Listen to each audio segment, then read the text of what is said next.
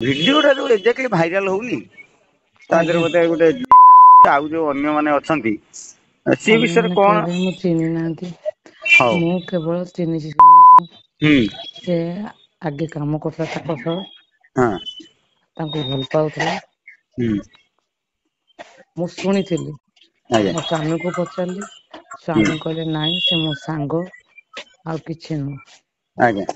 ବର୍ତ୍ତମାନ ସେ video 4:33 YouTube ରେ ଜଣେ ପୋଷ୍ଟ କରିଛନ୍ତି ମୁଁ ସକାଳୁ ଦେଖିବାକୁ ପାଇଲି।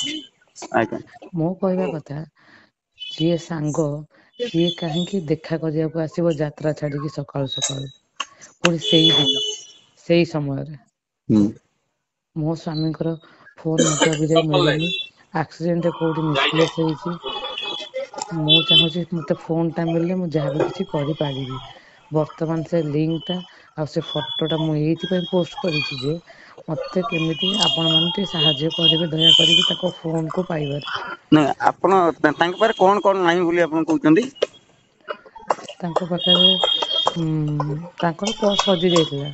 ହୁଁ ପର୍ସ କିଛି ଟଙ୍କା ଥିବାର ସେ ସବୁ କିଛି ନାହିଁ ମତେ କେବଳ ତାଙ୍କର ନିଜ ଫୋନ ଗୋଟେ ଦରକାର ଆଉ ଗୋଟେ ମାନେ ଯାତ୍ରା ଖବର ପେଜ ସେ କରନ୍ତି ଆଉ ଗୋଟେ ଅଲଗା ଫୋନ ତାଙ୍କ ନିଜ ଫୋନ ଟା ମତେ ଦରକାର ସେଇଟା ଆକ୍ସିଡେଣ୍ଟରେ କୋଉଠି ମିସପ୍ଲେସ ହେଇଛି କୋଉ ଲୋକ ଗୋଟେ ପାଇଛି ସେ ପୋଲିସ କୁ ହ୍ୟାଣ୍ଡ ଓଭର କରିଲାନି ନା ନାଇଁ ମୁଁ କିଛି ଜାଣିପାରୁନି ଭାଇ।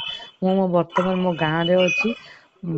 ମାନେ ମଳାସୁରଙ୍କ ଗାଁ ରେ ନିଶ୍ଚିନ୍ତ କୋଇଲି ମାହାଙ୍ଗା ହଳଦିଆରେ। ମୁଁ ଏଠୁ ଥାଇକି ତ ଭଦ୍ରକ ପହଞ୍ଚି ପାରିବିନି ଆଉ ହୁଁ ଛୁଆ ମୋର ଛୋଟ ସିଏ ଅଛି କଟକରେ ମୁଁ ଅଛି ଗାଁ ରେ ଦୟା କରିକି ଟିକେ ଫୋନ କେମିତି ମିଳିଲା ନା ନାଇଁ ପୋଲିସକୁ ମୋର ସେତିକି ଜାଣିବାର ଅଛି ଆଉ ଆପଣ କିଛି ନାହିଁ ଫୋନ ଏଫଆଇଆର କରିବେ ପାଇଗଲେ ଏଇ ମ୍ୟାଟରରେ? ଆଜ୍ଞା ଏଫଆର କରିବି ବୋଲି ତ ମୁଁ ପୋଷ୍ଟ କରିଛି। କିନ୍ତୁ ଅବି ନୁହଁ ମୁଁ କଟକ ଗଲେ ହିଁ ଯାଇ କିଛି କରିପାରିବି। ବର୍ତ୍ତମାନ ମୁଁ ଘରୁ ବାହାରିବା ପରିସ୍ଥିତିରେ ନାହିଁ। ଯଦି 7 ଦିନ ଆସୁଛନ୍ତି ଆମର ଯଦି ଯେତେବେଳେ ପୋଷ୍ଟମର୍ଟମ ରିପୋର୍ଟ ଆସିବ ହଁ ମୋ ଘର ଲୋକ ଯାଇକି ପୋଷ୍ଟମର୍ଟମ ହଉ ରିପୋର୍ଟ ଆଉ ମୋବାଇଲ ଟା ନେଇକି ଆସିଲେ ମୁଁ ରେଫର କରିବି କଟକକୁ ମୁଁ ଯାହାବି କରିବି କଟକରେ ଠିକ କରିବି ଅଛି ଆଫ୍ଟର 11 ଡେଜ। ଆମ